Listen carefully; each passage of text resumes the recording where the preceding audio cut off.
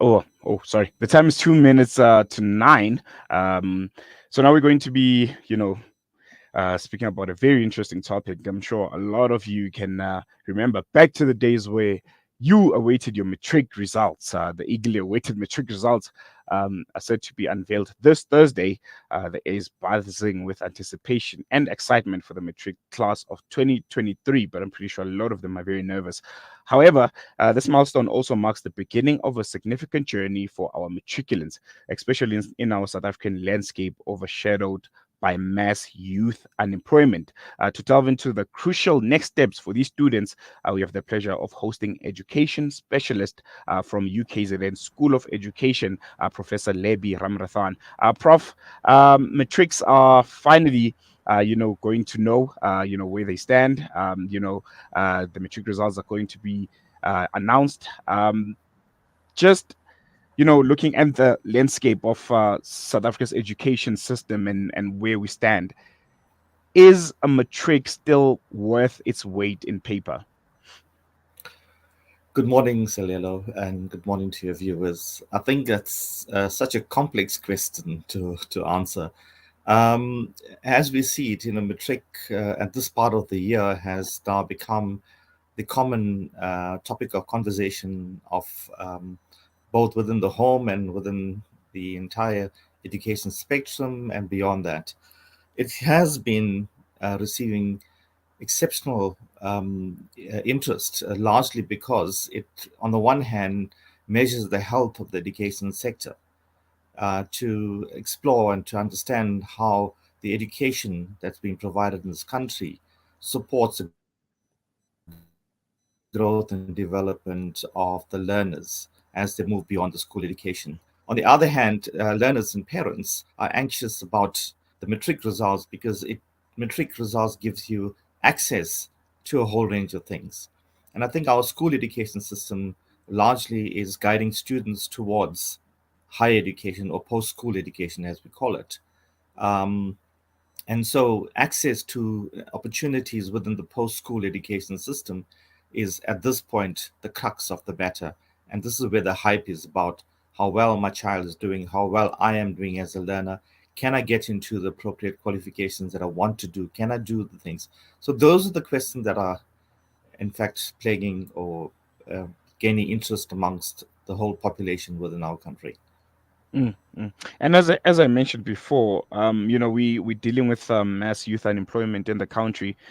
What practical Mhm. steps can matrics take, to enhance, their employability, or to further educational opportunities? Hmm. So I think once we must realize that access to higher education is limited. I think it's just if you take the public higher education system, only 17% of those that qualify or complete the matric can access public higher education systems. Beyond public higher education systems, there are a whole lot of private higher education institutions that offer courses from higher certificates uh, to diplomas through to bachelors. So there are opportunities for matriculants to access those kinds of qualifications. But beyond those academic qualifications, there are technical qualifications that one could access. And I think all of us need to understand that not all of us want to pursue an academic pathway post school, that we really need to harness our own skills, our own talents, our own interest, our own passion. And there are a range of opportunities that are available where you can take short courses, you can take various internships. You can even volunteer your services to different institutions or companies where you can get a sense of what speaks to you going forward as an individual, where you can now then have an experience of understanding what it means of being outside of school education. Mm. You know, I'm just thinking about as you mentioned, metric results are a yardstick that is used to measure the quality of our education. I know we don't have the stats of the class of 2023, but looking at the past results, I think maybe we can say post COVID, what picture and then trajectory could you say the matric results of those years have been painting about the current education system of South Africa? Yeah. So one can look at it purely on the basis of metric results and say that we are doing quite well as a country, in that we approximately 80% of our learners are passing metric. But there's another narrative to say that, if you take the cohort of learners that entered grade zero over the 12-year period, almost Hmm. half of them are not in matric. Some of them have left, others are held back because of various reasons like health issues, failures, and so forth. So it's difficult. It depends what narrative you want to follow. But in terms of those that really want to aspire and move towards post-school education, where they want to go move beyond just having a matric, the system is quite robust enough to allow access to various opportunities that require certification. So I think we have a good, robust system. But unfortunately, it depends on which narrative you follow. No, definitely. As much as we're going to have some students pursuing higher education, for students not immediately pursuing tertiary education, what alternative pathways are there? What else can you do if you don't find yourself, after matric going directly into a university or a college of any kind? Yeah. So some may take a gap year. In other words, they might just want to say, listen, I've had 12 years or 13 years of schooling. I want to take a break. I want to explore myself. I want to travel and so forth. Unfortunately, all of us can travel, but we can take a break just to get a sense of what we are. The second is to begin to think about what can I offer as an individual to at least 50,000 people in the country, and begin to think about what is it that I can offer where I can actually get some kind of reward, either in terms of monetary or in terms of opportunities for moving ahead. And then begin to identify that and work towards that to be able to develop yourself in a way that you can offer the services, the kind of things that you want to do to the community. And in that way, you'll be able to find your niche area, which you can then begin to develop as you move ahead. And to those that have not passed, because you are going to get, Oh, a yes. significant amount of those that didn't make it. What could be the best possible options? Do you go back to school? Do you, I don't know, try and get into a college, finish your matric there? From an education specialist point of view, for those that didn't pass their matric or didn't pass the way that they would like, what Mhm. could be the best measure of recourse? Yeah, so there are various options available. They could rewrite some of the papers. They could enter into other colleges that allow for further development to allow you to rewrite the matric. Um, but there are FET college systems. There are other technical and vocational centers that you can, access. I think the important thing that one needs to recognize is that there are reasons why we fail, and we need to begin to understand and begin to interrogate why we fail.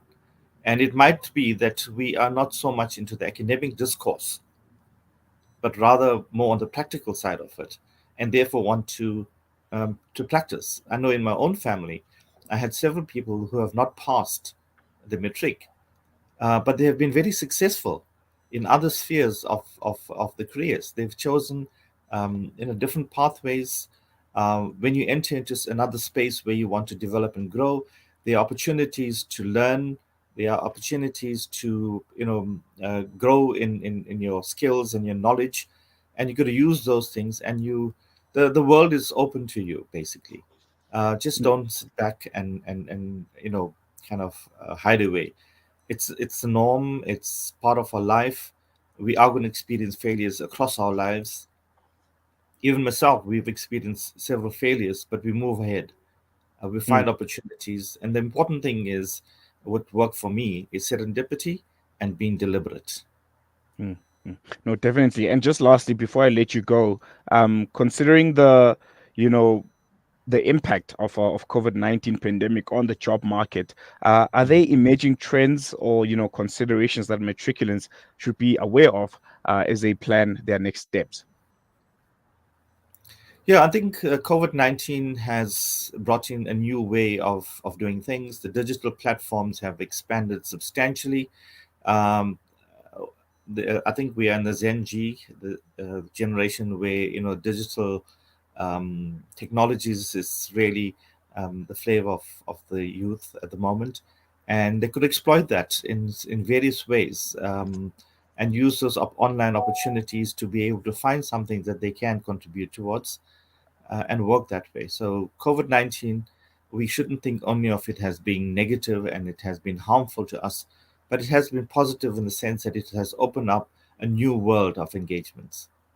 Mm, mm. No, thank you so much, Professor Labby Ramrathan. I think it's going to be a really interesting look at the numbers. I'm sure people like yourselves are going to be, glued to your screens, looking at the trends and how things are going to be going. But yeah, thank you so much for joining us and giving, matriculants insight on what to expect post matric. It's going to be a different life. It's going to be a different world. But I'm sure, this interview just gave them a glimpse of what to expect. Thank you so much for joining us, and looking forward to chat to you soon.